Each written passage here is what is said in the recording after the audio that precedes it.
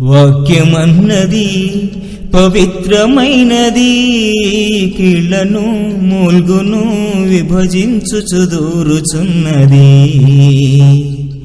వాక్యమన్నది నీ వాక్యమే మాకు జీవనాధారము, అది మాకు సహవాసము. నీ వాక్యమే మాకు జీవనాధారము, అది మాకు సహవాసము.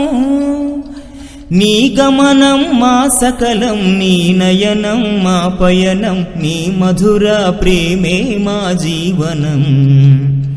నీ గమనం మా సకలం, నీ నయనం మా పయనం, నీ మధుర ప్రేమే మా జీవనం. వాక్యమన్నది పవిత్రమైనది, కీళ్లను మూల్గును విభజించుచు దూరుచున్నది.